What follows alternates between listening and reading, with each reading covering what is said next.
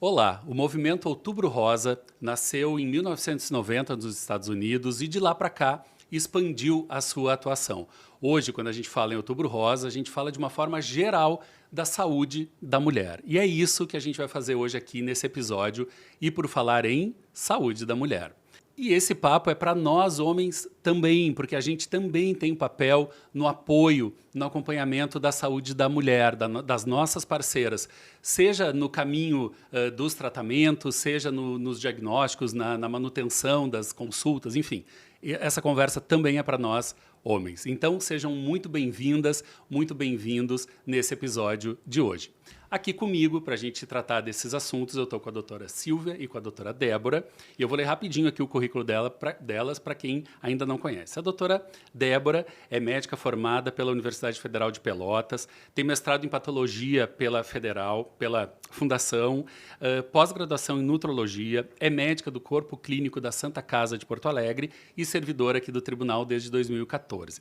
A doutora Silvia tem formação em cardiologia no Instituto de Cardiologia, mestrado e doutorado em cardiologia também pelo Instituto de Cardiologia, é professora no curso de medicina da Universidade Fevale e professora colaboradora do programa de pós-graduação no Instituto de Cardiologia.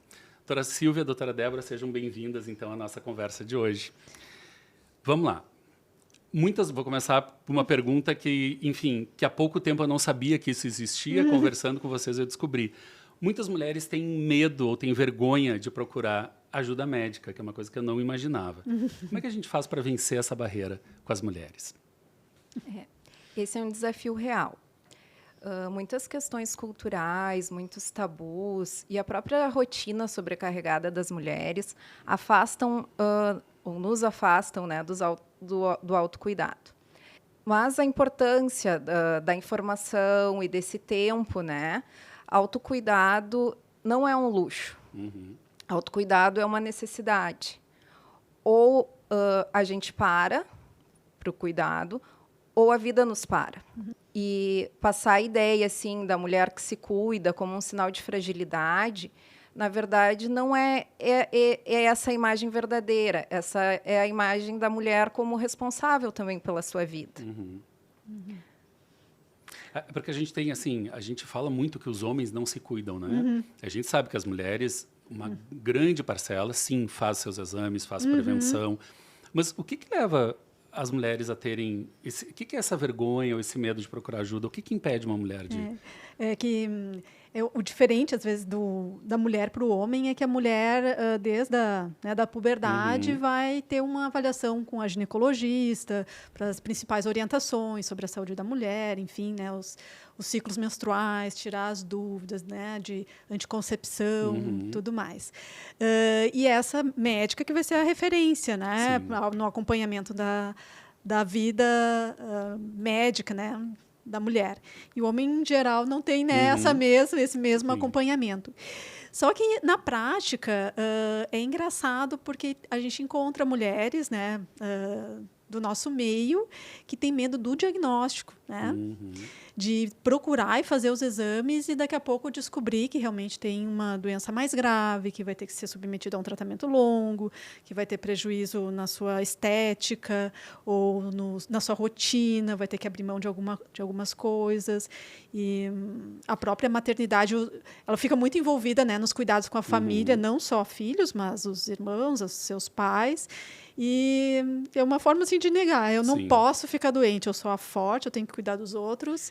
E acaba ficando com medo dela virar paciente, né? Que é absolutamente contraditório com o fato de que se houvesse um cuidado, uma prevenção, evitaria uma doença, afastamento, né, longo, né? Exatamente.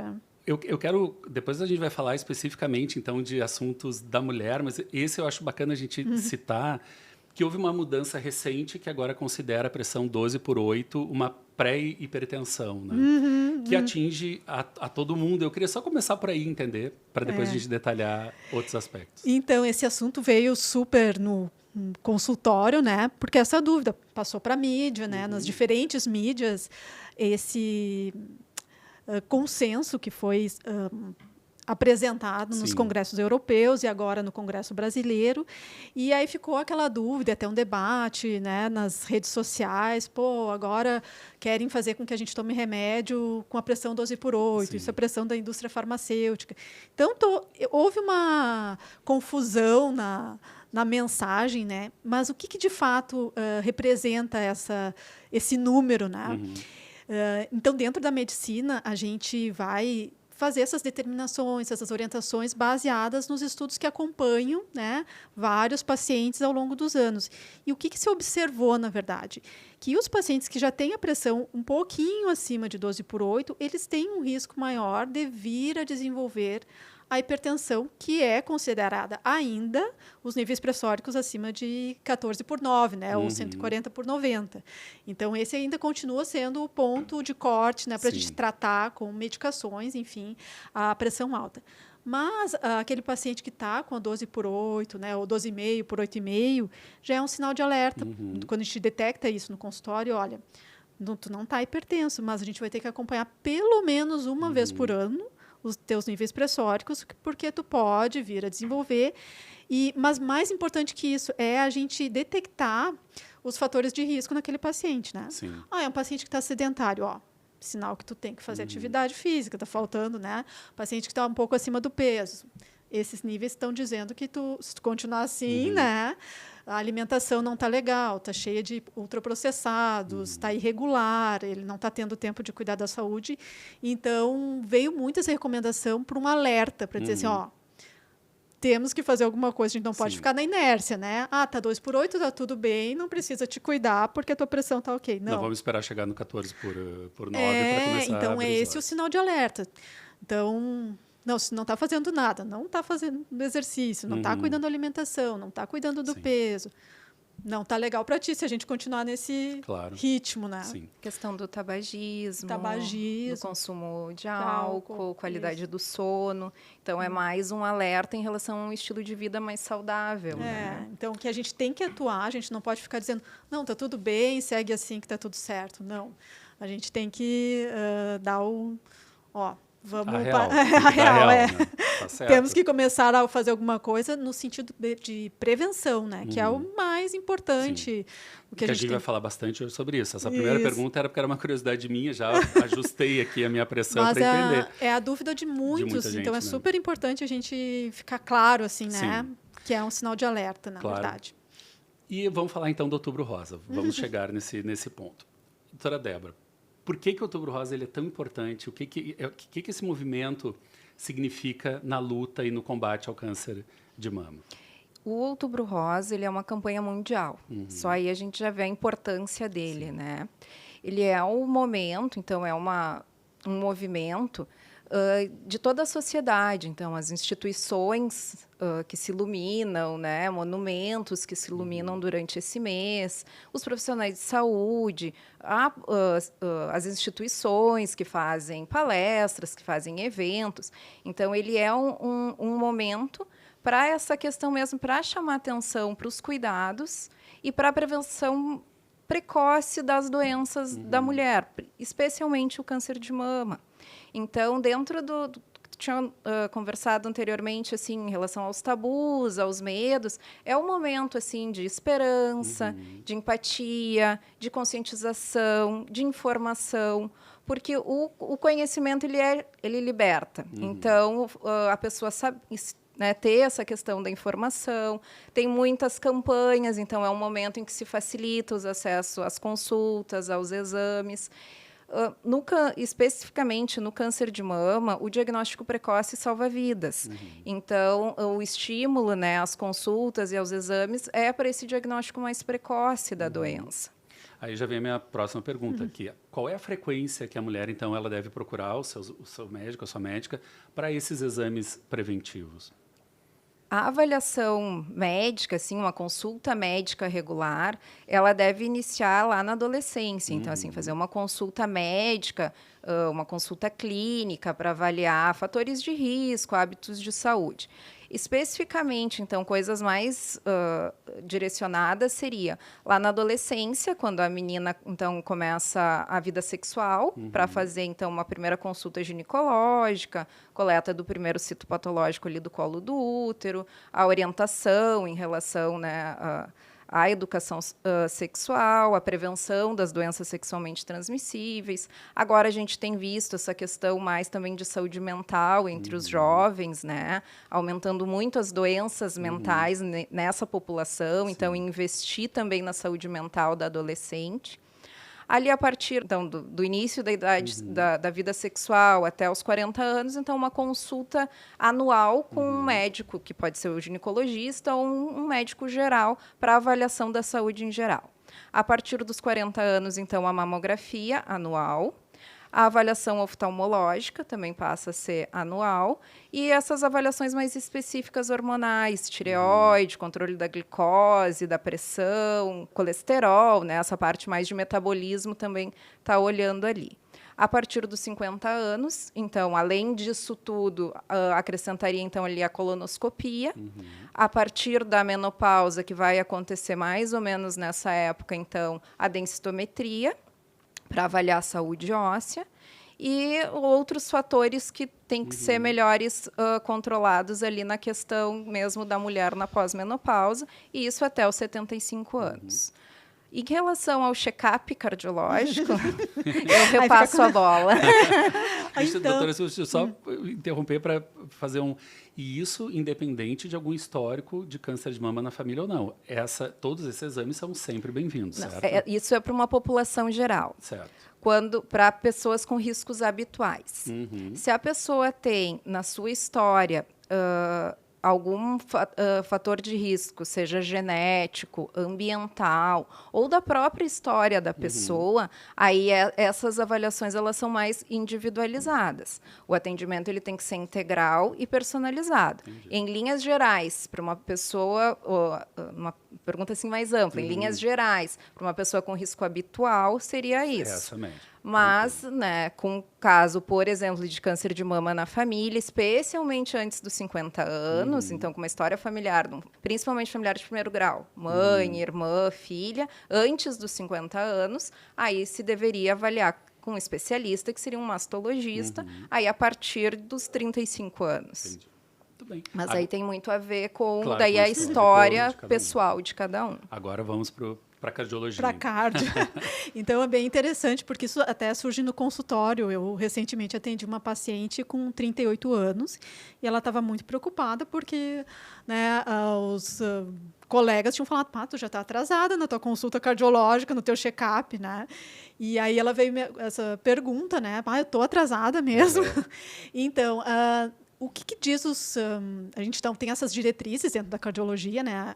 A cardiologia é muito pautada em orientações que são estabelecidas, né, pela sociedade. Tem a sociedade brasileira, a sociedade americana e europeia, que fazem uma recomendação geral, né? Mas, claro, a gente vai avaliar cada paciente. Mas, em geral, a partir dos 40 anos, deve-se fazer uma avaliação cardiológica. O que é essa avaliação, né? Então, principalmente é a anamnese, que a gente chama, né? Ou seja, a história do paciente. Então, e é interessante porque a gente deve avaliar, inclusive, assim, como é que foi o nascimento desse paciente, né? Olha só. Se nasceu prematuro, como é que foi a gestação desse paciente? Ele nasceu de parto prematuro? Foi uma gestação normal? Porque isso também pode mostrar que ele é um paciente de mais risco. Por exemplo, pacientes que nasceram prematuramente, eles têm menos células renais, né? Isso pode predispor eles a terem pressão alta ao longo da vida adulta. Então, isso é importante também. Eu nasci um mês prematuro. Pode então, aumentar a minha pressão? Já vou fazer uma consulta então aqui. Nessa avaliação, a gente já pode mudar um pouquinho esses parâmetros. Dos 40 anos, a gente pode flexibilizar. Então, o Alberto já é um paciente de mais risco, vamos fazer uma consulta mais precocemente, vamos cuidar dessa pressão, né, de uma forma mais frequente, né? Então, toda a história do paciente, desde o nascimento, problemas de saúde, cirurgias, né, outras doenças associadas, enfim. Por exemplo, pacientes que têm doenças reumatológicas, né, que é tipo lúpus, artrite, ou outras doenças autoimunes têm risco maior também. Então, a gente antecipa um pouco, né? Mas tudo de acordo com essa história do paciente, né? E, além, então, dessa história, que é na consulta, a gente pode pedir, então, alguns exames, que o primeiro e mais básico é o eletrocardiograma, que vai nos trazer muitas informações, inclusive se tem alguma alteração de nascimento, né? E aí, de acordo com a história, também a gente pode pedir teste de esteira, ecocardiograma, outros exames que vão nos dar mais detalhes de como é que está a saúde cardiovascular, né? Tá? Mas vai depender muito, assim, da história do paciente, realmente. Claro, a gente está falando de saúde, né? Mas eu também preciso falar de temas mais, assim, duros. Hoje em dia, quais são as principais causas de morte em mulheres? As causas de morte em mulheres, elas variam muito de acordo com a etnia e a região. Mas, para nós, assim, pela Organização Mundial de Saúde, o Ministério da Saúde, top 1 na lista estão... As doenças cardiovasculares. Olha só. É o momento da cardiologia. É o momento da cardiologia e nas mulheres superou o câncer de mama, inclusive, né?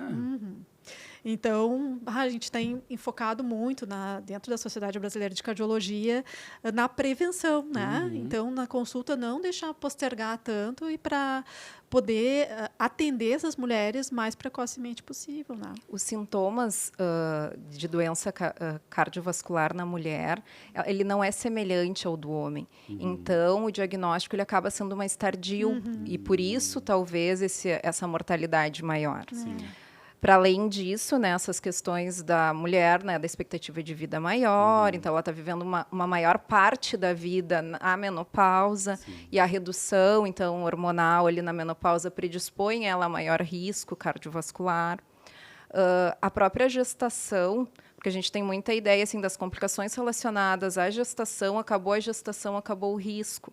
Mas não é o que tem se visto, assim. Gestantes que tiveram diabetes gestacional, pré-eclâmpsia, um bebê pequeno, então um retardo no crescimento intrauterino, eles são pró-inflamatórios, aterogênicos, mantém, então, o risco cardiovascular dessa mulher. Além, então, das doenças cardiovasculares, a segunda principal causa são as neoplasias, e aí na mulher a principal é o câncer de mama. Que neoplasia, traduzindo, É o câncer. É o câncer de mama, então, seguido de colo do útero. Depois vem o pulmão e o câncer coloretal, e aí, por isso, dá a necessidade da colonoscopia nessa idade de 50 anos. Acho que, falando em mortalidade, a gente tem que falar das doenças mentais, né, que as mulheres são muito acometidas, e das causas externas, né, suicídio e violência doméstica, e feminicídio, que é um problema de saúde, né, global, social, então, que chamar a atenção disso também. E é isso, inclusive, tem entrado como fatores de risco para doenças cardiovasculares, né, a depressão, né, então... ambientes violentos, de deprivação de sono, de estresse, tudo isso, a dificuldade de chegar ao atendimento médico. Então, isso também contribui para que haja um aumento das doenças cardíacas nas mulheres, né? Ou seja, nunca foi fácil, mas está cada vez mais difícil, ser mulher. É isso, né? Que eu entendo da fala de vocês, né? Mulher é um ser complexo. Não, e também, assim, acho que agora... os homens têm que fazer o meia-culpa, né? A gente não tem colaborado, porque se a gente está falando em ambiente violento, em feminicídio, somos também parte de um problema de saúde pública e de um problema de, enfim, cultural e que acomete as mulheres, né? Eu vejo assim, a gente está vivendo uma fase de transição que a mulher está tomando outros lugares, né? Se a gente for pensar no século passado, então foi uma mudança até consideravelmente rápida, né? Que deixou de ser só o ambiente doméstico para ela ter a sua carreira, ter a sua vida, ter filhos mais tarde, né? E tudo isso mudou recentemente. Sim. Então, acho que talvez o homem não tenha acompanhado todas essas mudanças, né? Me parece que não acompanhou. E para ela mesma, para conseguir lidar com tudo isso, porque ela continua fazendo os trabalhos domésticos, né? Então, ela teve mais uma atribuição, né? Que não era o habitual, né, Sim. no século passado. Bom, vamos falar do... né? A gente fica meio sem fôlego, né? Porque realmente É um uma tema carga... super complexo. Né? Aham. Mas voltando, então, para o câncer de mama, quais são os riscos que a gente pode citar assim, para as mulheres que estão nos assistindo entenderem coisas que elas precisam evitar no seu dia a dia? Tu fala de fatores de risco para Isso. câncer de mama. O principal, então, é a idade. A gente tem visto uma transição, agora cada vez mais, de casos ao menos de 50 anos, mas ainda o diagnóstico, geralmente, ele é feito a partir dos 55 anos, é a média. História familiar, então, de câncer de mama, principalmente familiar de primeiro grau, irmã, filha, mãe, e menos de 50 anos. E não é só câncer de mama, é câncer de ovário também, então câncer ginecológico em geral. História pessoal de outro câncer, uma pessoa que já teve um câncer tem risco maior de ter outro câncer em outro sítio. Tem algumas alterações genéticas bem estabelecidas, a pesquisa de BRCA1, BRCA2, então tem alterações genéticas associadas, mas essas coisas não são modificáveis, né? Idade, genética. Os fatores ambientais, então, é a questão da exposição à radiação. Então, uma mulher que já fez uma radioterapia por algum outro motivo, então tem mais risco de câncer de mama. O álcool, né, o consumo de álcool aumenta câncer de mama. A obesidade. O sedentarismo, né, o estilo de vida, assim, com uma dieta rica em ultraprocessados, rico em gordura saturada. Então, esses são os principais fatores de risco para o câncer de mama. E tem uma questão hormonal também, né? Por exemplo, é interessante que durante a gestação, como não vai reduzir a exposição ao estrogênio, porque o estrogênio é um dos principais hormônios envolvidos no desenvolvimento, né? No aumento, no crescimento do câncer de mama. Na gestação, a mulher está protegida. Então, mulheres que têm poucos filhos, digamos, têm mais risco do que mulheres que tiveram mais gestações, né? E o uso também de hormônios, né, com estrogênio, pílulas combinadas, também o tempo de exposição contribui também para esse risco. E o autoexame, que né, foi tão badalado, ainda é relevante no diagnóstico do câncer de mama? O autoexame ele é fundamental para o autoconhecimento da mulher. O autoexame ele não substitui a mamografia. O diagnóstico de lesões malignas, né, lesões que merecem fazer algum tipo de rastreamento, deve ser feito a mamografia, independente de ter um autoexame normal ou não. Sim. Mas o autoexame a mulher se conhecer, então o autoconhecimento, ela vai precocemente observar alterações. E aí encontrando alterações, aí procurar um médico para se confirmar e se avaliar. Então ele ainda tem o seu papel no sentido da mulher se autoconhecer, para que alterações que ela observe precocemente possam então ser encaminhadas assim para uma avaliação melhor. Mas a mamografia ainda é a grande ferramenta. É porque consegue detectar muito precocemente, né? Quando a mulher consegue palpar, já está num estágio um pouco mais avançado, né? Que é no autoexame as nodulações, retração, porque o câncer ele puxa a pele, então ela fica retraída, então a pele se altera, né? Mas aí já é um estágio mais avançado que a mamografia conseguiria ver muito antes. Então, às vezes, pequenas alterações ou mais internas, enfim, né? Te ouvindo, falando de gestação e hormônios, eu também lembrei que outros fatores de risco para o câncer de mama seria a menarca, a idade da menarca, então antes dos 12 anos, e a idade da menopausa mais tardia, depois dos 55 anos. Porque isso vem dessa questão se a gestação protege pelo fato dele não ter tanto hormônio, essa coisa de iniciar a menstruação mais precoce ou manter a vida, né, da menopausa mais tardia seria pelo mesmo mecanismo. Então, mulheres também que tiveram o primeiro filho depois dos 30 anos também é um fator de risco, né, também por esse tempo, né, da mama exposta no estrogênio. Em relação à reposição hormonal, ela já esteve já se viu mais associação da reposição hormonal com o câncer de mama quando se tinham outras apresentações de hormônios e também por um tempo prolongado, por um uso mais indiscriminado. Atualmente, a reposição hormonal ela é segura, desde que, né, avaliado individualmente os riscos e as necessidades de cada paciente. Sim, ninguém faz a reposição hormonal sem um acompanhamento e sem uma consulta médica, né? Deveria. Deveria, mas esse é o objetivo. Que, por né? exemplo, mulheres que já tiveram infarto ou que estão em terapia de reposição hormonal e têm infarto, elas têm que interromper.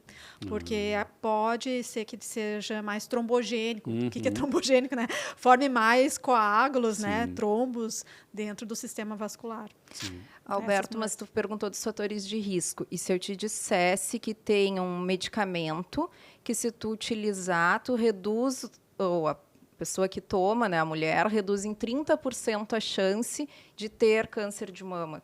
Tu tomaria ou tu recomendaria essa medicação? Agora, não sei se eu tenho uma resposta certa, mas eu perguntaria para o meu médico primeiro. Ponto. É isso? Passei no teste? Esse medicamento ele não existe, mas ter hábitos de vida saudáveis, uma dieta, né, rica em frutas, verduras, grãos integrais e uma vida ativa pode reduzir a chance de ter um câncer, especialmente de mama, em 30%. Olha isso. Que já matou minha próxima pergunta, que era justamente o que a gente pode fazer, porque a gente entendeu a quantidade de pressão que tem em cima dessa mulher, né? E ela precisa, em algum momento, então, também se priorizar e cuidar da sua saúde. Esses 30%, acho que são um número bem importante de convencimento, né? O que mais que a gente pode falar, então, sobre essa influência na prevenção? A gente está falando de câncer, mas, né? De câncer de mama, mas vale para a saúde em geral da mulher, né? Que outros elementos a gente podia citar? Então, é que é engraçado porque parece coisas meio óbvias, né? Mas com o estilo de vida, principalmente em grandes cidades, como a gente vive, é um desafio a gente conseguir manter uma vida saudável, né? Então, começando com alimentação, né? Preparar o nosso alimento é a escolha mais saudável, né? A gente ir na feira, escolher produtos com menos agrotóxicos e preparar o nosso alimento em vez de comprar os ultraprocessados, né? Lembrando que ultraprocessados, de uma forma simples, são aqueles produtos do mercado que têm mais de 7 ingredientes, né? E fazer essas opções, né? Embora eles sejam uma tentação, porque são muito mais rápidos no cotidiano, mas sempre que possível preferir o alimento preparado, né? Em casa. Ou, enfim, com alguém que esteja disponível para fazer essa alimentação, né? E ser uma alimentação de uma forma regular, né? Não com várias horas de jejum, incluir bastante frutas. Frutas e verduras são extremamente importantes, né, na prevenção de várias doenças, não só do câncer, né? Porque vai melhorar a pressão, vai melhorar os níveis de glicose, vai melhorar o hábito intestinal, né? Vai dar mais energia, inclusive, para fazer as atividades físicas, melhora o sono. Né? E sono é uma coisa que às vezes passa batido, mas é muito importante, e a mulher acaba tendo, né, mais privação de sono pelo cuidado quando tem os filhos ou os pais mais idosos, né, pelo estresse, acaba dormindo pouco, e menos que 5 horas de sono por dia acaba sendo um fator de risco. A menopausa também reduz muito, né, o sono. Exatamente. A qualidade do sono. Então, isso até é uma indicação de buscar uma ajuda, né, com um especialista. Em geral, os psiquiatras são médicos que atuam no sono, né, ou procurar médicos do sono, que são pneumologistas, otorrinolaringologistas, que vão dar as melhores orientações para a saúde do sono, né? E a atividade física, sem dúvida, né? Essa, sim, a gente está pecando muito, eu acho, né? Não estou falando de ir na academia ou uma atividade física estruturada, mas se movimentar é importante, né? Caminhar, fazer os nossos deslocamentos, se movimentar mais, até no ambiente de trabalho, fazer algumas pausas a cada 30 minutos, se movimentar, isso já tem um impacto importante na saúde em geral, né? E na padaria, caminhando, em vez de pegar o carro para 2 quadras, né? Esse tipo de coisa. E esse é um desafio na cidade grande, porque os deslocamentos são muito um carro, né? Tudo é muito longe, aí a gente vai de carro, estaciona a pé. Aí a gente acostuma com o deslocamento longo, e aí quando é o curto a gente segue com o carro. E a gente podia andar 2 quadras, né? isso que a gente tem que ir buscando e também, então, é um desafio no momento da consulta buscar com o paciente qual é a brecha, né? E que a gente pode promover uma atividade física. São dois conceitos, né? Toda atividade física conta, que tem essa assim, né? O deslocamento conta, toda atividade física conta, e o tempo livre de sedentarismo. Ele é tão importante quanto o tempo de atividade física. Se tu pensar assim, um tempo de atividade física regrado, né? Regular, academia, uma aula de alguma coisa, não. Então, tempo livre de sedentarismo, isso. Tu faz uma pausa no teu trabalho e tu atravessa o corredor para buscar um copo d'água. Tu já diminuiu o teu tempo de sedentarismo. Ótimo. A gente falou ali de hábitos saudáveis, de alimentação, e aí eu me lembrei do álcool, né? Que eu imagino que para as mulheres também possa ser um desafio, assim como é, né, para tantos homens. Queria que vocês falassem sobre isso. Como é que entra o consumo do álcool na questão da saúde da mulher? A mulher, ela é mais sensível aos efeitos nocivos do álcool. O metabolismo do álcool no organismo feminino, ele é diferente do organismo masculino. E O que isso significa na prática, doutora, para a gente entender a isso? mulher com doses menores tem efeitos nocivos maiores. Entendi. Então, ela fica mais suscetível a ter doenças metabólicas associadas ao álcool, doenças no fígado, doença cardiovascular, câncer. Então, mesmo com doses baixas, aumenta a pressão, aumenta o colesterol, reduz o colesterol bom, predispõe a arritmias, principalmente fibrilação atrial. Na mulher, na pós-menopausa, piora a questão da perda de massa magra, então leva à sarcopenia, aumenta a intensidade dos fogachos. Então, ele traz vários malefícios para a mulher. A recomendação é evitar. Mas para quem não consome, não começar, e quem já consome, ter moderação. Então, evitar o consumo frequente, então deixar para menos vezes na semana e o menor consumo possível. Isso, eu ia perguntar nesse sentido. A gente não estava falando de um alcoolista, né? De uma alcoolista, a gente está falando do consumo, aquele dito social, assim. É disso que está falando. Então, tem recomendações, assim, inclusive, o que é liberado para o consumo diário, né? Então, sei lá, é uma latinha de cerveja, meia taça de vinho, e isso muda um pouquinho para a mulher, né? Para o homem é liberado uma dose um pouco maior, justamente por essa alteração diferença metabólica, né? Sim. Então, é liberado, mas a gente não pode, como médico, recomendar, porque pode ter um paciente que tem uma predisposição, inclusive genética, para o alcoolismo, né? Então, isso não é uma recomendação que a gente faça. Sim. Mas tem doses seguras que podem ser, que o paciente pode consumir diariamente, né? Exceto na gestação, né? Exceto Na gestação não existe dose segura de álcool para gestante e para o feto, então na gestação a regra é 0. Exatamente. Ótimo. Falando na gestação, eu me lembrei de outra pergunta que eu queria fazer, é o seguinte: a mulher tem N fases na sua vida, né? Menarca, tem a iniciação da vida sexual, tem a gestação, quando ela ocorre, tem menopausa, enfim. São várias coisas que com os homens não acontece. E eu queria entender se isso, do ponto de vista clínico, a médica precisa ter um olhar particular para cada uma dessas etapas. O que muda? Não, com certeza, né? Por isso a vida da mulher é, né, feita de fases e mudanças, e isso é até difícil para lidar, porque é o corpo que está mudando. Então, essas alterações hormonais também produzem alterações de humor, de disposição, de sono, né? Esses ciclos que a mulher passa. Então, como a Débora falou, começando lá, né, na adolescência, na menarca, que é a primeira menstruação, isso vai determinar para ela o tempo dela de exposição ao estrogênio, né? E hoje a gente tem visto uma coisa interessante, né? Muita menarca precoce, né? E é um assunto que ainda, claro, não tem definições super estabelecidas, mas, inclusive, uso de produtos, algumas maquiagens, produtos de beleza, que podem causar disrupturas, né? Disruptores hormonais. Né? Então, também, outra coisa que a gente tem que lidar, que a gente gosta, que é de se produzir, se pintar e tal, tem que cuidar muito do produto que tu vai usar, porque pode ainda alterar mais os hormônios, né? Então, essa primeira fase, que já começa uma orientação sobre a vida adulta e todos os cuidados, né? E aí começa a fase reprodutiva, daí os métodos anticoncepcionais, vai ter uma exposição também aos hormônios. Né? Na gestação, o acompanhamento metabólico é muito importante, né?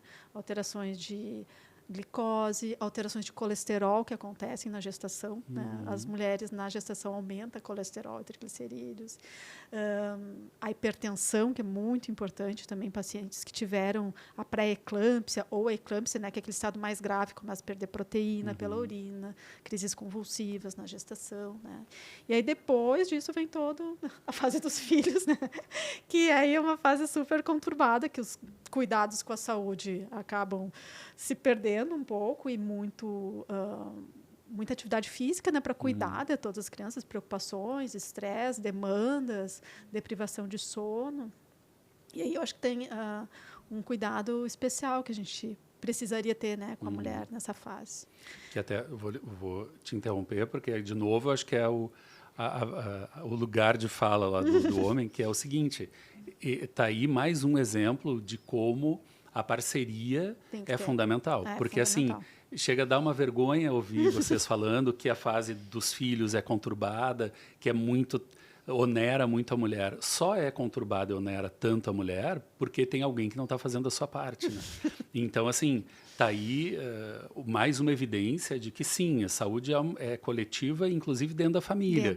E se tem essa parceria, o homem precisa ocupar o seu espaço de pai, de educador, de cuidador, para que essa mulher não só possa fazer os seus exames, mas ela possa não sofrer uma sobrecarga tão grande que gere uma doença, né? É isso que vocês estão me dizendo aqui, né? A Silvia está falando da mulher madura que tem que se cuidar, mas ao mesmo tempo ela está cuidando da adolescente, que é ali na adolescência, que tem que dar toda essa orientação sexual, que falou do disruptor endócrinos que começam lá nos 7, 8 anos, né? Das meninas e dos meninos também, que muito vem do plástico, e a quantidade de plástico que a gente tem hoje. Então, tem que estar pensando nisso. É ali, nessa fase da adolescência, que se consolidam os hábitos saudáveis. Então, tu tem que pensar na tua alimentação, mas tem que pensar na alimentação da criança e do pré-puber e adolescente, no estímulo à atividade física, e a gente sabe como é que é. Então, daí... a nossa rotina aqui de leva e busca e horário, é muita agenda para coordenar, né? Quando está falando dessa mulher madura. Ou seja, né? Mas que isso às vezes parentes que eu acho que é relevante. Não posso ouvir isso tudo que eu estou ouvindo e não chamar o homem para essa parceria tão óbvia e tão necessária. Né? Porque eu digo, a revolução é feminina e por isso que a gente ainda tudo está nessa parte de educar o nosso parceiro, né? Dizer, olha, vamos dividir, né? Mas o cara também precisa entender que ele precisa estar pronto para ser educado, porque senão vocês de novo vão entrar numa coisa, né, insalubre de tentar, e o cara tem que se abrir também para esse tipo de aprendizado. E essa discussão que a gente está tendo aqui é importante que o homem ouça também, né? Claro. Sim, estou aprendendo muito aqui. Vocês falaram muito, né, nas questões do hormônio, né? E pensando assim, então, toda essa trajetória, a mulher precisa, nessa trajetória, dentro do possível, manter seus hábitos saudáveis, atividade física, etc. e tal. Mas a questão hormonal ela vai estar sempre ali, então isso é uma coisa que tem que ter um acompanhamento permanente. Permanente, exatamente. Isso que é muito importante, a gente tem que educar as mulheres, né, que tem o profissional, a ginecologista é aquela que eu acho que é mais próxima e que pode dar todo esse apoio, às vezes escutar todas essas queixas que a gente tem e tem alternativas de tratamento para atenuar os sintomas, né? A gente, por exemplo, na pré-menopausa, que graças a Deus tem se falado bastante nas redes, né?